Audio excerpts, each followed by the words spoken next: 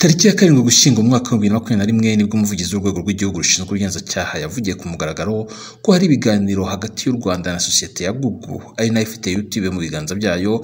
Ibiganiro byari bigamije ko hafungwa televiziyo na za chaîne YouTube zitambutse ibiganiro bifata nk'ibibi amacakubiri. Aya magambo yatangajwe kuri televiziyo y'u Rwanda na Dr Murangira Thierry, umuvugizi wa RIB, akaba yaravugishije benshi abanyarwanda bakoresha YouTube bacitse urondogoro icyo gihe. Abakoresha imbuga nkoranyambaga bose ntabwo ari abanyamakuru. Hariho abanyamakuru bazikoresha, hariho n'abaturage basanzwe bazikoresha kubw'impamvu zitandukanye, dore ko hajemo na cya kintu cy'amafaranga. Kuvuga ko zidafungwa, urabona izi YouTube channel hari niziva hanze. Hari ibiganiro ubu ngubu biriho byo kugira ngo aba bantu bose bakwirakwiza izi mvugo zo gukura amacakubiri zo gupfobya jenoside, hari ibiganiro biriho kugira ngo zijye zifungwa. Ikibazo kiriho nuko ibiganiro biriho hagati yande nande, ibi biganiro bishyirwa kuri YouTube byo gukura amacakubiri, byo gukwirakwiza ingengabitekerezo ya jenoside bigakurwaho, ni ibiganiro biri hagati ya guverinoma na YouTube. Na YouTube kugira ngo ikibazo YouTube ntabwo yumva ikinyarwanda. Ngira ngo guverinoma y'u Rwanda yatangiye ubuvugizi ubwo ngubwo kugira ngo igaragaze ikibazo gihari cyo kuba izi channel ziri gukoreshwa mu buryo bwo gukwirakwiza ingengabitekerezo ya jenoside no gukwirakwiza imvugo zikuru urwangano, hate speech. Nubwo hatasobanuwe neza uko iki gikorwa cyari buzagende, ntibyateye kabiri shene zimwe na zimwe zitangira kuvaho no kugira ibibazo binyuranye.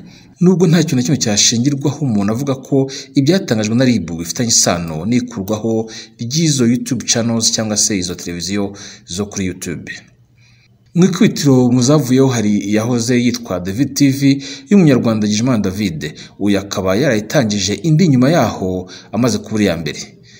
Rashid TV y'umunyapolitiki Hakuzimana Abdul Hashid, iye ntiyahanaguwe yose nka channel, ahubwo ibiganiro byose yamaze gushyiraho byarasibwe mu gihe yaramaze kugera ku rwego rwo gutangira guhemberwa ibiganiro atambutsa.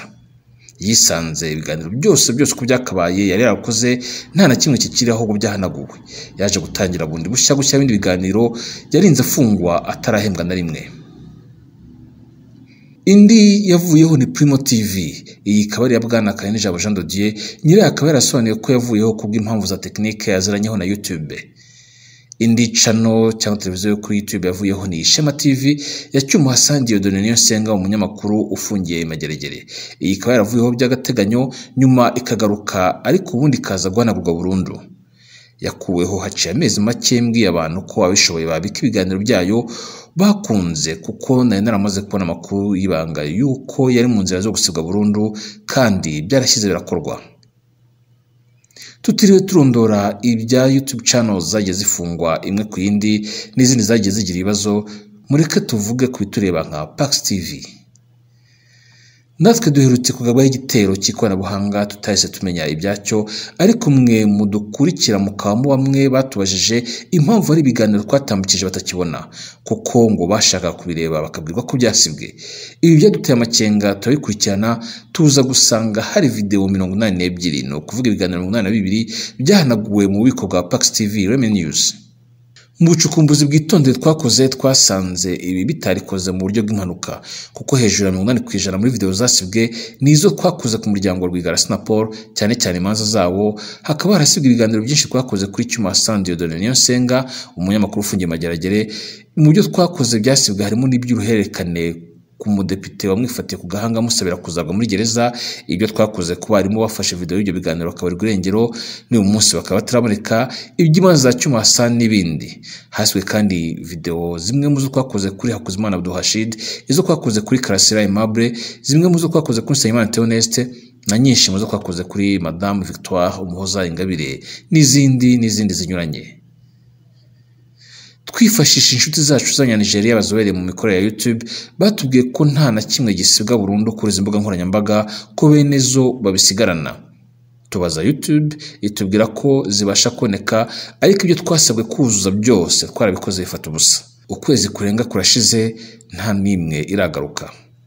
Nubwo twari twarabicecetse kuko twari twizeye ko ibiganiro bizagaruka, kuba tugeze ku munsi wo gusoza ibiganiro tutarabona igisubizo bitumye tubibamenyesha mwe dukorera, kugira ngo uwaba bifiteho ubumenyi bwisumbuyeho atwandikire kuri izi adresse atugire inama y'icyakorwa ngo ibi biganiro bigaruke, bisigare mu bindi twakoze kuri PAX TV mu gihe twamaze turi kumwe namwe mbere yuko dusoza ibiganiro. YouTube nidukundira kubigarura muzayibona, ni bitagaruka kandi nta kizaba gisigaye kindi uretse kubizabisubizaho ubundi bushya kimwe ku kindi, kubizaba bikibasha kuboneka mu bubiko bwacu. Dushoje dusobanura ko nubwo hariho urugamba rukomeye rwo kuzimya amajwi y'abakora ubuvugizi bw'abativugira, nta gihamya n'imwe dufite twaheraho twemeza ko abatwinjire bagahanagura ibi biganiro 82 ari abatumwe n'inzego, ariko nanone nta n'igihamya dufite cy'uko batatumwe nazo. Mu gihe byiza, iyi ni PAX TV IREME News, ijwi ry'abativugira. Jyewe ndi Ntwari John Williams.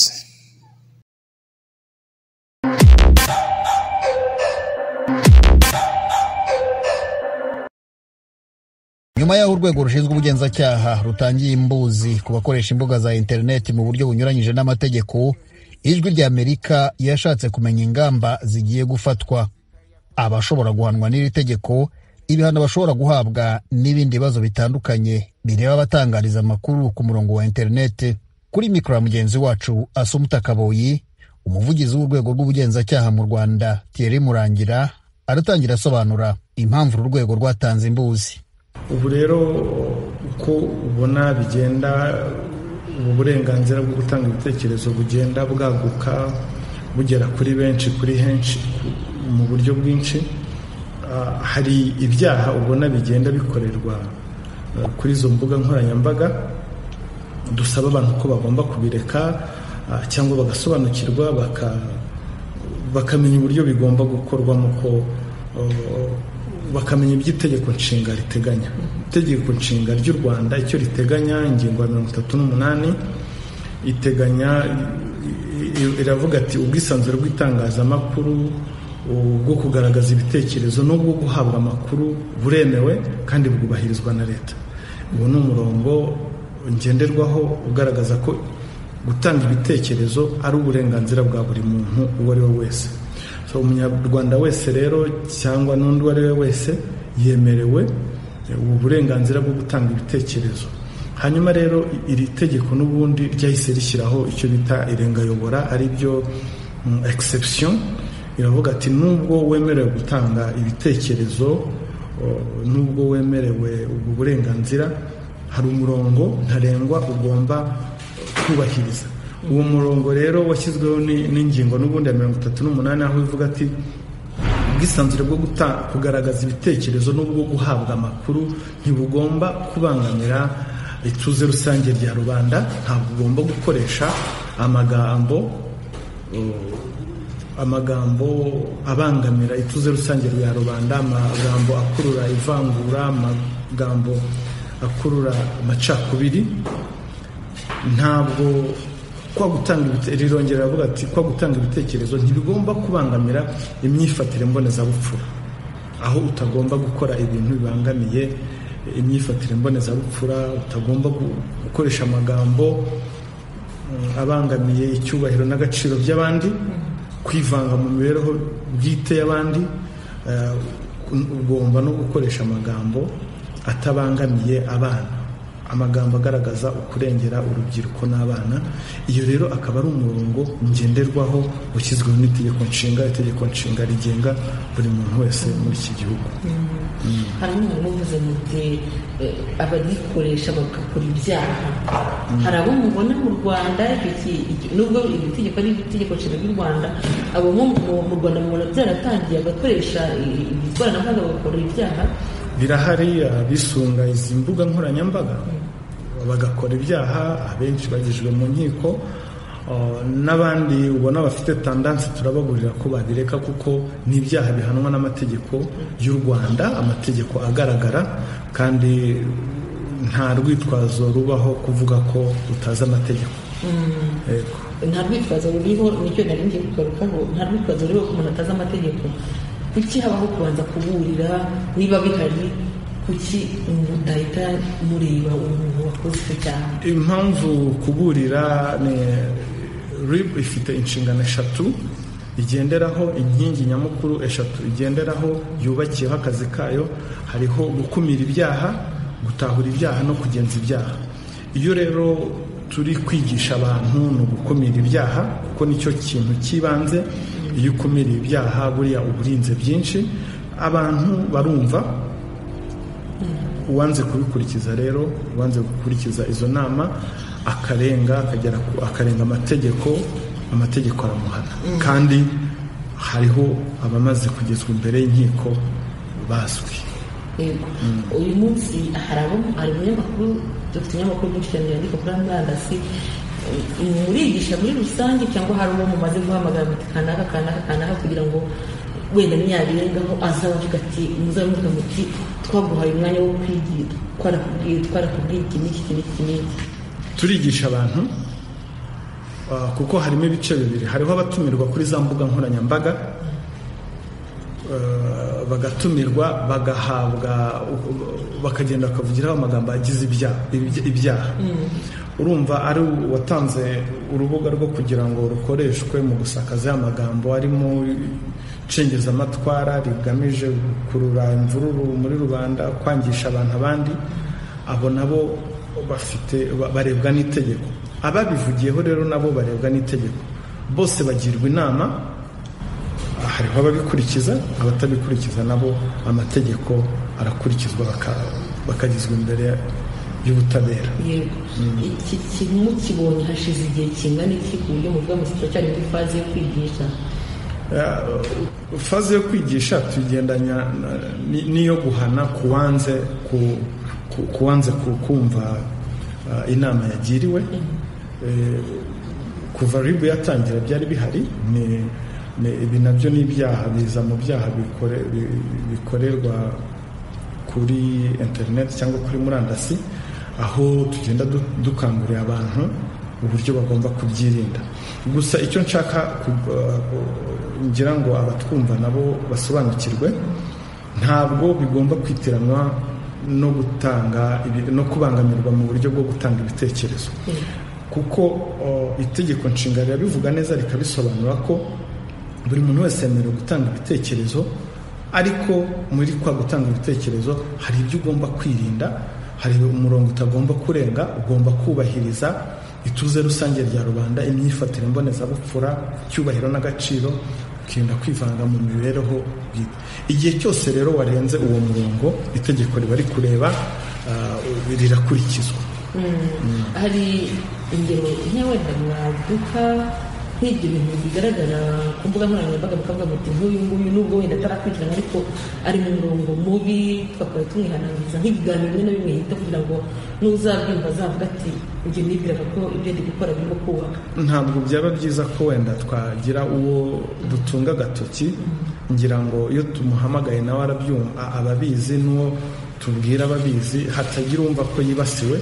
Gusa muri rusange uwumva ko afite umurongo wo kuba umurongo aho abantu usanga bavugiraho amagambo y'amacakubiri, apfobya jenoside, akurura inzangano, abo ngabo bose ngira ngo barabyumva ko nabo isaha iyo ari yose itegeko rishobora kubageraho tutagize uwo dutunga agatoki ngira ngo barizi kandi barabyumva. hari uwabyumva akavuga ngo ni ukuniga itangazamakuru ni ubwisanzure ko wa wundi watumiwe aje kuvuga n'icyo atekereza kandi nanone kuvuga icyo utekereza ni uburenganzira bw'umuntu yaba umunyamakuru wamutumiye nawe yamutumiye ko wenda azi ko hari icyo amukuraho byakwitirwa ko ari uburyo bwo kugira ngo wenda mu kontorore ibivugwa byose n'unenga ntanenge ntibyakwitwa gutyo. nkunze ko ukoresheje ijambo ngo byakwitirirwa. urumva iyo byitiriwe ntabwo biba bivuga ko ariko kuri ntabwo ariko kuri nta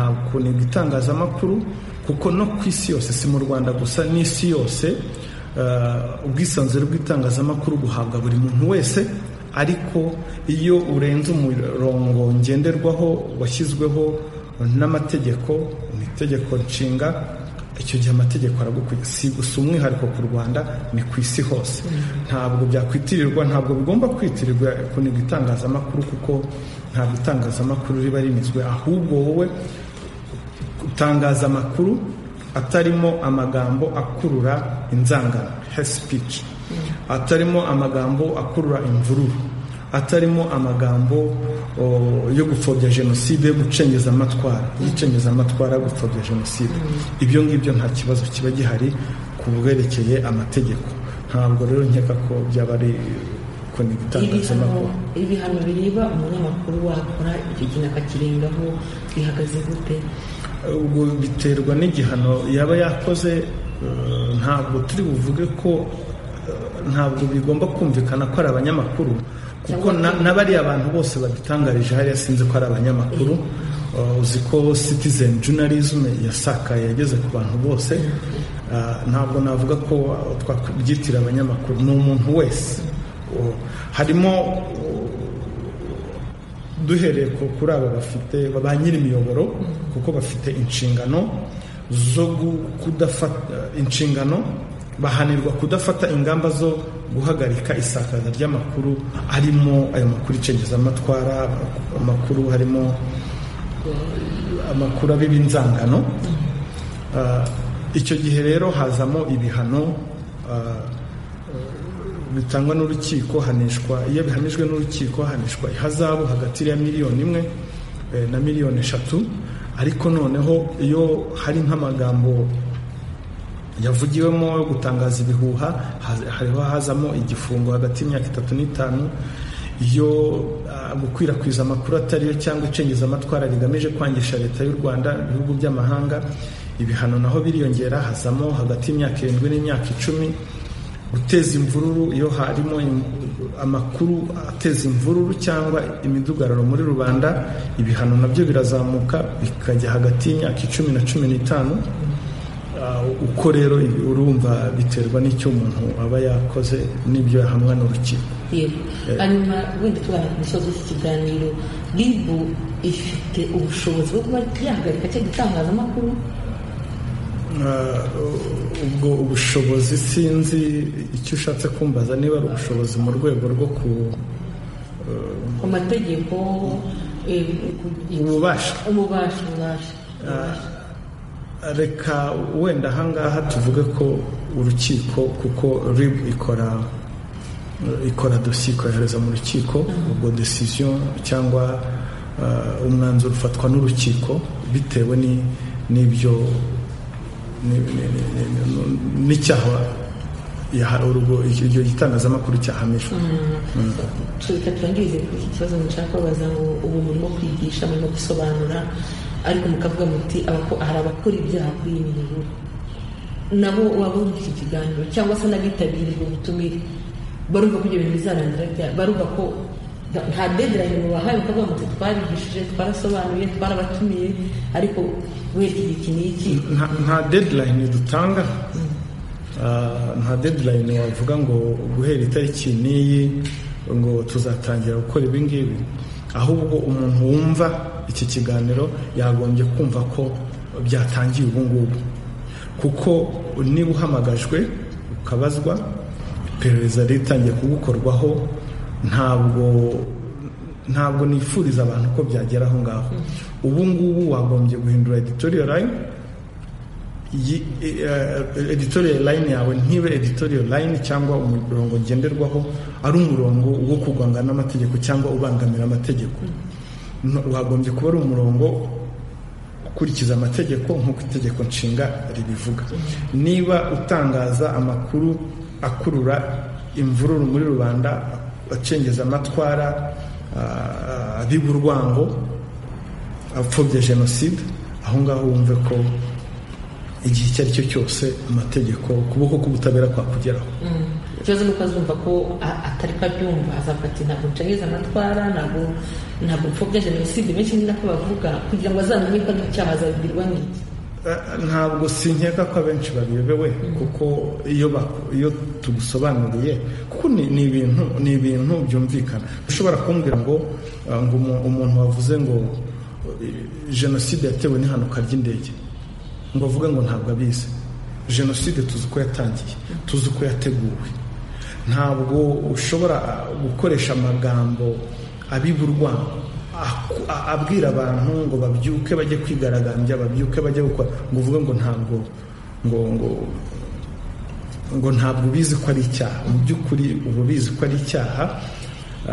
Ngira ngo ntabwo wakoresha ibiganiro bikurura amacakubiri mvuze ko witwaze ko atari icyaha. Ngira ngo ubizi umuntu uri responsable, umuntu mukuru wese abazi ibyo akora n'uburemere bifite. Ibi bintu twavuze ni nabyo birareba ba bandi batumiwe nabo birabareba rwose. Murakoze cyane. Ndakoze. Abakoresha imbuga nkoranyambaga bose ntabwo ari abanyamakuru. Hariho abanyamakuru bazikoresha, hariho n'abaturage basanzwe bazikoresha kubw'impamvu zitandukanye, dore ko hajemo na cya kintu cy'amafaranga. Kuvuga ko zidafungwa, urabona izi YouTube channel hari niziva hanze. Hari ibiganiro ubu ngubu biriho byo kugira ngo aba bantu bose bakwirakwiza izi mvugo zo gukurura amacakubiri, zo gupfobya jenoside, hari ibiganiro biriho kugira ngo zijye zifungwa. Ikibazo kiriho nuko ibiganiro biriho hagati yande nande, ibi biganiro bishyirwa kuri YouTube byo gukurura amacakubiri, byo gukwirakwiza ingengabitekerezo ya jenoside, bigakurwaho.